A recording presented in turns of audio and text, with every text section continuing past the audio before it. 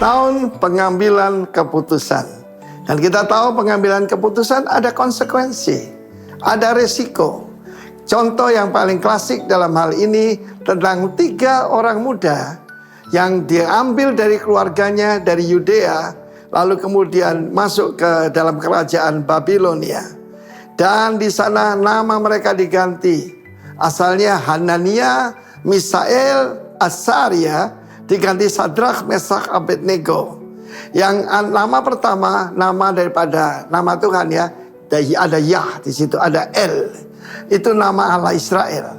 Tapi mereka diganti dengan nama-nama daripada dewa-dewa Babylon.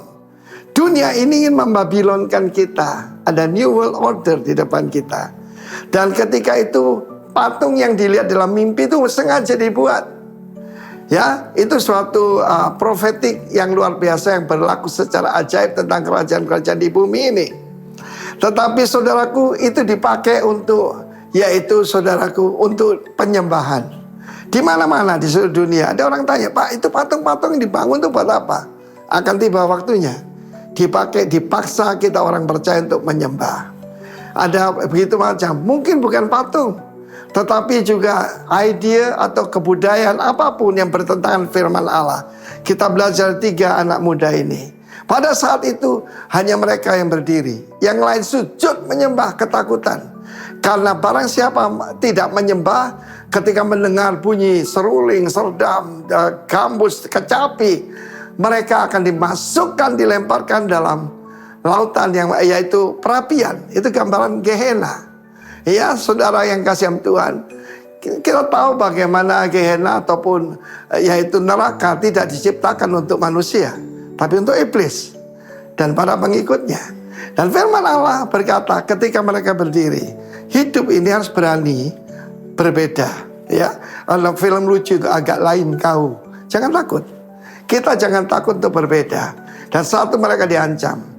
Kalau kamu tidak bersedia, kamu akan segera dilemparkan, bahkan dipanaskan 7 kali lipat. Pada saat itu, ini jawaban mereka, percuma saja kami memberi jawab.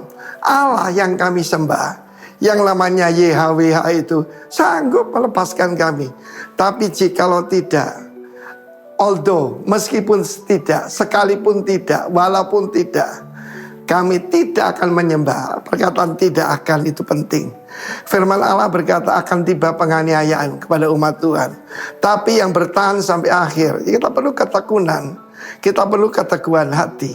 Dan pada saat mereka dilemparkan, apa yang terjadi? Asalnya 3 jadi 4. Dan mereka kaget. Yang satu seperti anak dewa. Siapa itu? Itu Kristofani, Kristus. Saya mau beritahu, lebih baik di medan perang bersama Kristus daripada di hotel bintang 7 tanpa Kristus. Dan pada saat itu apa yang terjadi? Malah mereka dapatkan promosi yang luar biasa. Sebelum promosi ada ujian di depan kita. Karena itu setiap dari saudara minta apa Tuhan tahun ini? Keteguhan hati. Dan berkata, walaupun sekalipun kami tidak akan menyembah pada patung yang Tuhan dirikan. Kala itu setiap warga kerajaan dengar pesan ini. Ketiga anak muda ini, saudaraku, mereka yang berbeda. Mereka adalah orang Ibrani. Ibrani apa? The man from the other side. Biarlah dunia ini tahu kita tidak berasal dari dunia ini, tapi berasal dari kerajaan yang tidak tergoncangkan, kerajaan surga. Shalom buat semua warga kerajaan. Haleluya. Amin.